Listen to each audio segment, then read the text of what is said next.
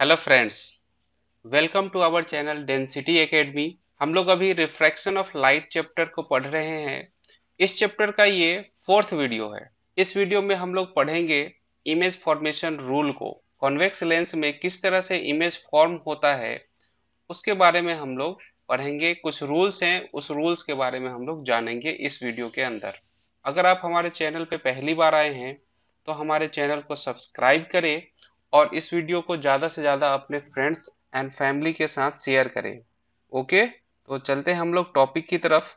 क्या क्या है रूल्स के अंदर वो चीज़ हम लोग पढ़ लेते हैं, देखते हैं। तो चलिए स्टार्ट करते हैं। सबसे पहले ये समझना होगा कि कॉन्वेक्स लेंस में जो इमेज फॉर्म होता है उसके लिए क्या क्या जरूरी है। उसके लिए सबसे मोस्ट इम्पॉर्टेंट ये है, कोई भी दो लाइन, कम से कम टू रिफ्रैक्टेड लाइंस को किसी एक पॉइंट पे मीट होना जरूरी है।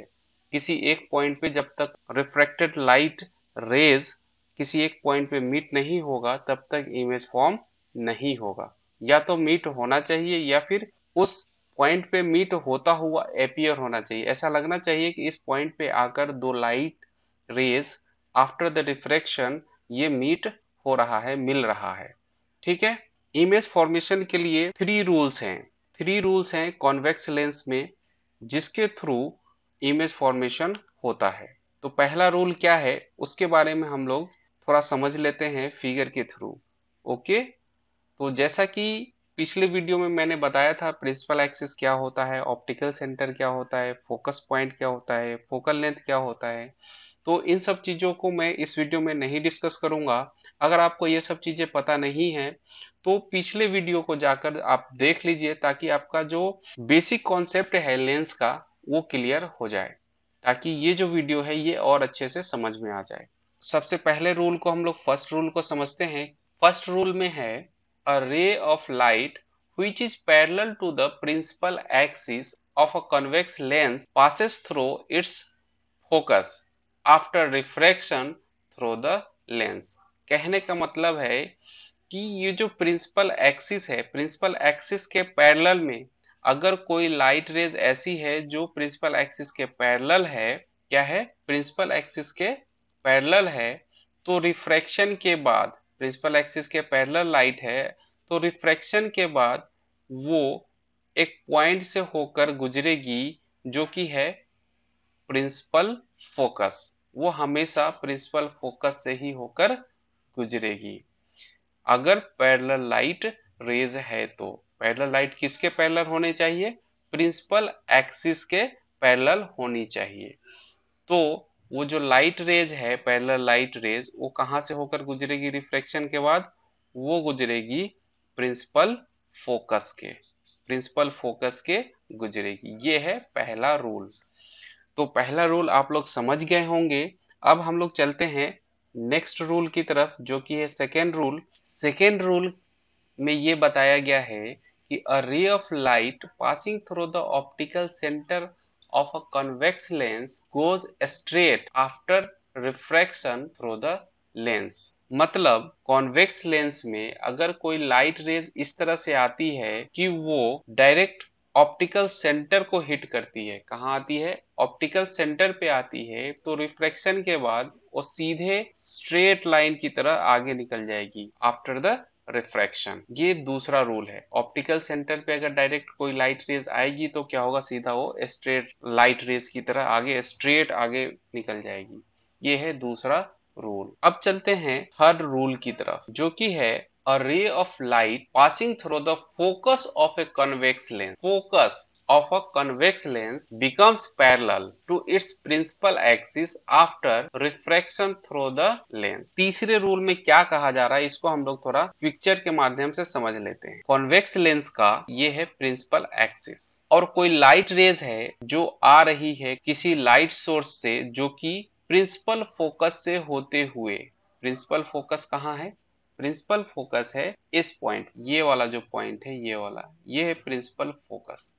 अगर कोई लाइट रेज क्या है, प्रिंसिपल फोकस से होकर के आती है तो रिफ्रैक्शन के बाद क्या होगी?